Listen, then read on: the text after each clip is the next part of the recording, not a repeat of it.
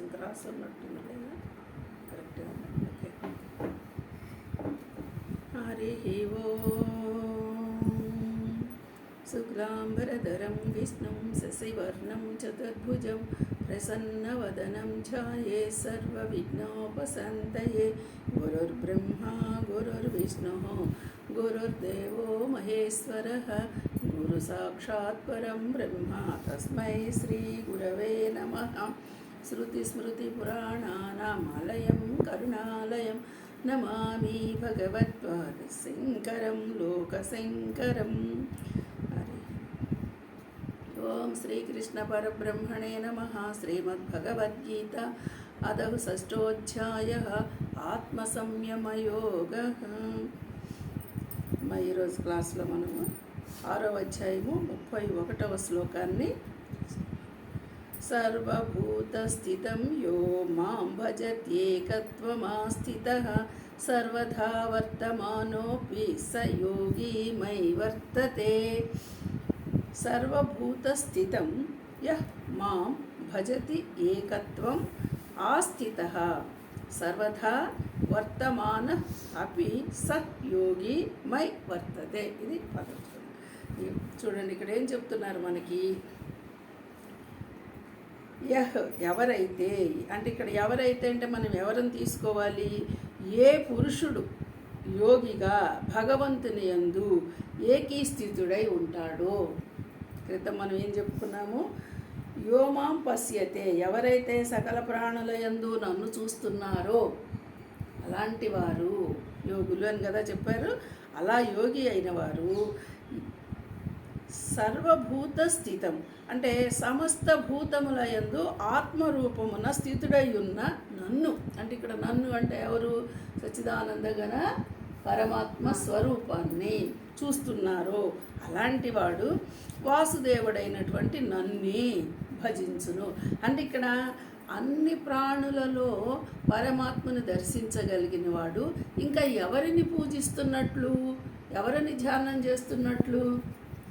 భజించటము అంటే పూజనము, భజన చేయడము, ఏదైనా చెప్పండి. భజన అనే పదం అక్కడి నుంచే వచ్చింది.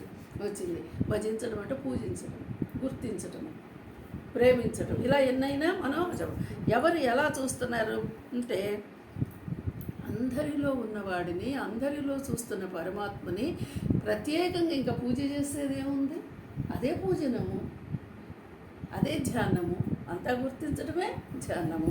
ఇలా చెయ్యగలిగిన వాడు సహ్ యోగి అంటే అట్టి యోగి.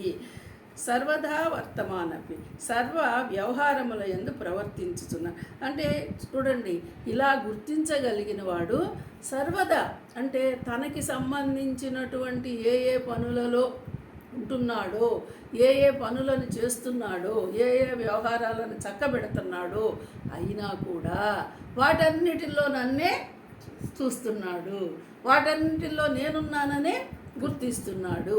అంటే ఇక్కడ ఎలా ఇది సంభవిస్తోంది? ఇది నిజంగా సంభవమేనా? సంభవమే. ఎందుకు కాదు?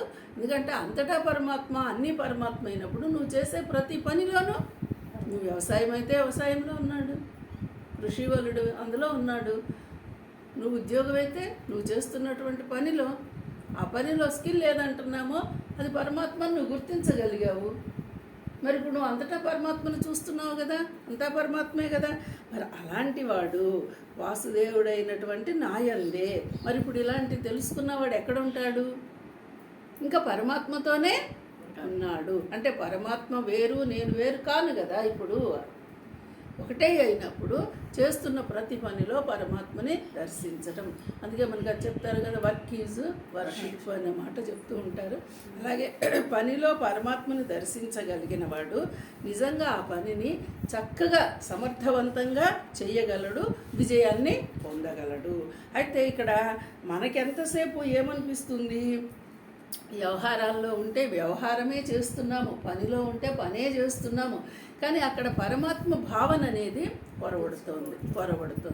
ఎందుకు కొరబడుతుందా అంటే దాని మీద ఆసక్తి తక్కువ. ఒక్కసారి పరమాత్మే అంతటా అని కనుక గుర్తించగలిగిన వాడు ఇంకా ఏ పని చేస్తున్నా అందులోనే ఉన్నాడు. అందుకే ధ్యానము ప్రత్యేకంగా కూర్చొని గంటల తరబడి ఆ కాసేపు మాత్రం చేసి వదిలిపెట్టేది ఇలా గుర్తించగలిగిన వాడు అనుక్షణము ధ్యాన స్థితిలోనే ఉన్నాడు.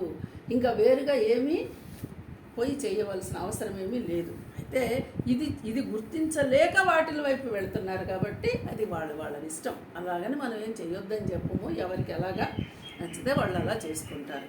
ఓకే, ఇప్పుడు చేయవలసింది ఏంటి? మనకి ఈ శ్లోకంలో చెప్పిన మాట, అన్నిటిల్లో నన్ను చూస్తున్నవాడు ఎప్పుడూ నాయందే ఉన్నవాడై ఉన్నాడు అని చెప్తున్నారు.